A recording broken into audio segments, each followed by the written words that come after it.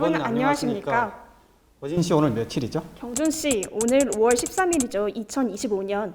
맞아요. 한반도 통합을 선언하고 새로운 역사의 시간도 참 빠르게 흐르는 것 같아요. 벌써 남북 정상이 한반도의 통합을 위해 선언한 지 2개월이 훌쩍 지났다니 믿기지 않네요.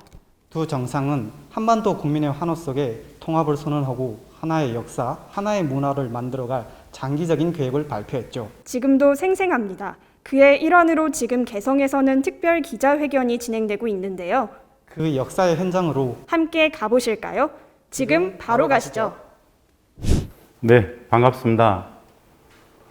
한반도 기자회견 2025년 남북의 통합 상황을 상정해서 좋은 행사 마련해서 고맙습니다. 무엇보다도 청년분들, 청년세대 기자분들하고 이 주제를 가지고 이야기할 수 있게 되어서 진심으로 반갑습니다. 저는 2025년도에 개성공단 실제 가동이 된다고 생각하고 그것을 상정해서 개성 이야기를 좀 드리려고 합니다. 먼저 사전 예비 지식으로서 개성공단이 어떠한 곳인지 기본은 좀 이해할 필요가 있겠다 해서 먼저 좀 설명을 드리겠습니다. 2020 한반도 평화통합시대의 개성공단, 우리가 사실 많은 사전 지식을 가지고 공부를 했다고는 하지만 실제적으로 저 개성공단이 어떻게 가동이 되었는지, 어떤 일이 있었는지 잘 모릅니다. 전반적으로 이 분단체제는 북한 통일 문제와 관련해서 좀 이렇게 많이 멀리 있게 했죠. 개인적으로는 북한 통일 문제를 전공한 학자로서 분단체제가 통일교육의 부재, 분단체제는 통일교육을 하지 않았다라는 문제의식이 좀 큽니다. 그래서 기본 중에 기본도 잘 모르는 상황 속에서 또 개성공단 문제도 바라봐야 됩니다. 그래서 개성공단에 대한 기본 이해를 좀 돕기 위해서 설명을 좀 드리려고 합니다. 다들 관념 속에서만 있었던 개성공단인데요. 저희들은 남과 북이 14년간 저곳에서 생활을 했었습니다. 14년간 남과 북의 6만의 노동자들이 함께 생활하면 어떤 일이 발생할까요? 그것이 평화이고 그것이 통일입니다. 이론이 아니라, 관념이 아니라, 추측이 아니라 그냥 삶 자체가 평화이고 통일의 삶입니다. 이 사진은 남과 북이 합의했던 전체 2천만 평의 1단계인 100만 평의 모습입니다. 딱 100만 평이죠. 남과 북은 2000년 8월에 사실은 2000년 6.15 공동선언에서 남북경협을 합의하고 2000년 8월에 북측이 개성지역을 2천만 평을 내놓았습니다. 문서상으로서는 2천만 평이지만요. 구두상으로는 4천만 평, 1억 평까지 확대해 나간다라는 게 남과 북의 합의입니다. 1억 평, 이것도 관념이죠. 얼마나 넓을까요? 남과 북이 6.15 공동선언 2항에서 통일 방안을 큰 틀에서 합의했을 때 수십 년간의 평화의 오랜 과정으로서 남과 북의 평화공존, 평화번영의 수십 년 오랜 과정으로서 통일을 밀고 나아갈 때 궁극의 수십 년 후의 그 통일의 수도 정도는 충분히 가능한 어마어마한 땅입니다. 남측에는 서울이 있죠. 북측에는 평양이 있죠. 왜 개성일까요? 고려 500년의 도읍이죠. 그곳을 실제로 저 개성은 말입니다. 1945년 분단체제가 수립되는 과정 속에서 당시만 하더라도 38선 이남이었습니다. 남측 땅이었어요.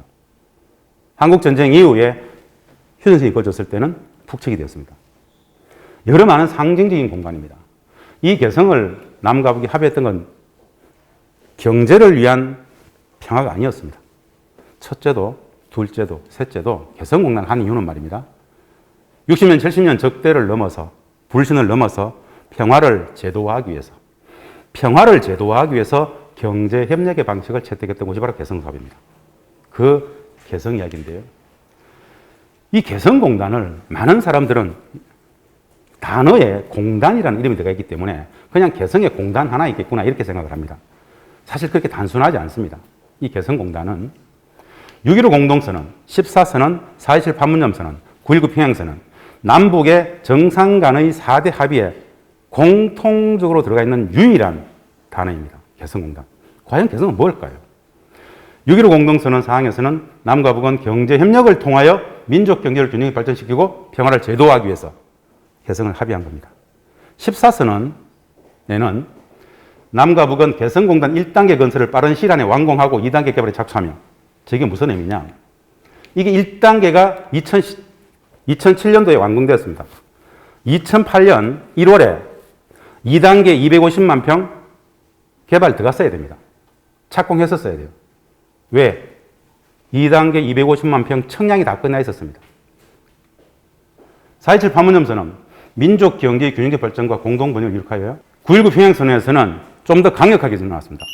우선 조건이 마련된 데 따라서 남과 북은 개성공단과 금강산 사업을 우선 정상화한다. 왜 개성을 이 4대 합의에 다 넣어놨을까요? 남북의 평화적 관계의 시금석, 상징입니다.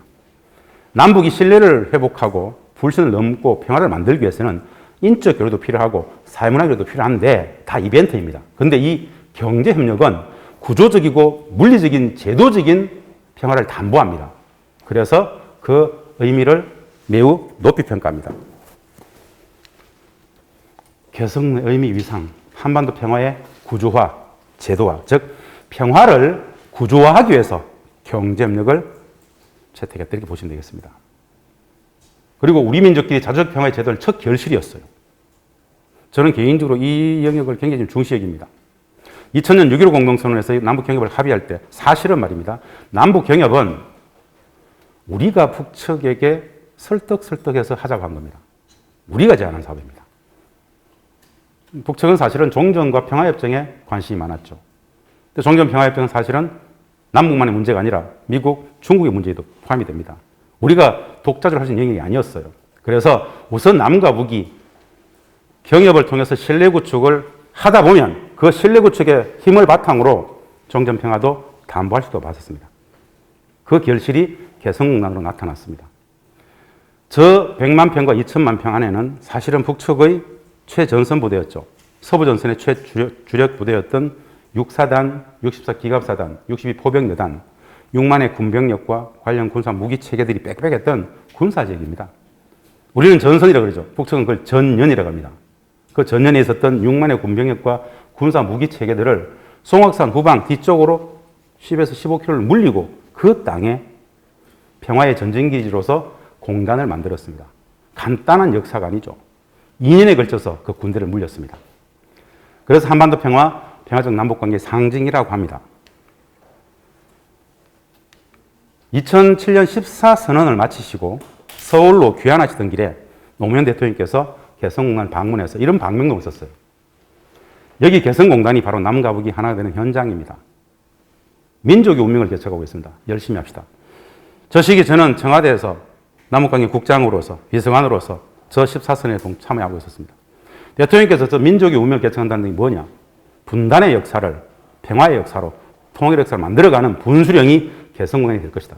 그래서 우리는 개성을 했던 겁니다. 단순한 공단이 아니라는 이야기입니다. 돈을 벌기 위해서 한 것이 아니라고 합니다. 돈은 부차적인 것이다. 평화를 만드는 과정에 돈은 벌릴 수밖에 없다고 봤습니다. 그래서 평화를 위한 경제, 역으로는 경제를 위한 평화, 평화 프로젝트이자 경제 프로젝트로서 개성공단이 존재했다 이렇게 보시면 되겠습니다. 남측에서 들어가는 수천 대의 차량들이 매일같이 왕복했던 개성공단입니다. 북측의 노동자들이 출근하는 모습입니다. 6만의 노동자들이 남과 북이 함께 14년간 같은 공간에서 같이 작업을 했습니다. 생활을 같이 하죠. 함께 어마어마한 시간들입니다. 6만의 노동자들이 14년간 같은 공간에서 같은 생활을 한다. 이미 직장의 동료죠. 몰라서 오해했던 사람들이 신압으로 생활을 통해서 이해하게 됩니다. 몰라서 오해했기 때문에 갈등이 생겼는데 생활해 보니까 대부분의 갈등들은 몰라서 오해했던 것들이더라. 대부분 다 이해가 되더라. 신압으로 평화를, 통일을 만들었던 공간이더라. 라고 말씀을 드립니다.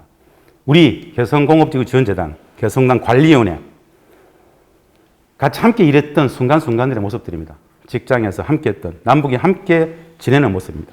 제 부서에도 북측의 직원들이 같이 있었습니다. 함께 생일 케이크를 잘라주고 떡을 나눠 먹고 같이 노래를 부르고 꿈 같은 이야기죠. 분단 체제를 살아가는 대부분의 국민들한테는 말도 안 되는 이야기입니다. 그러나 우리는 14년간 이미 해봤습니다. 해봤기 때문에 확신이 있습니다. 남과 북의 다름은 다름도 아니다. 아무것도 아니다. 만나보면 5천년 민족이라는 게 어떤 동질성을 갖고 있는지 충분히 느낄 수 있다. 그래서 일단은 만나보자. 그 만남의 첫 시험장이 바로 개성공단이었다라는 이야기입니다. 함께 했던 남북의 직원들의 모습입니다. 연말 송년회했던 모습입니다. 참 좋았던 시절이죠. 이제는 꿈 같은 이야기가 됐습니다. 근데 저것이 어렵지 않습니다. 우리가 선택하면 하는 겁니다. 예, 남북이 행복해진 개성을 갑시다. 이 이야기는 소설이 아니죠. 14년간 남과 북이 체험적으로 실정적으로 경험했던 이야기를 공유하는 겁니다. 이 바탕으로 저희들은 엄청난 꿈을 꿉니다. 동북아를 거꾸로 그려봤을 때 동북아의 정중심에 한반도가 있습니다. 우리는 약소국가라는 최면에 걸려 있습니다. 우리가 전통적으로 약소국가일 수밖에 없었던 이유가 있습니다. 남과 북이 분단되어 있기 때문에. 남과 북이 우리끼리 싸우고 있기 때문에.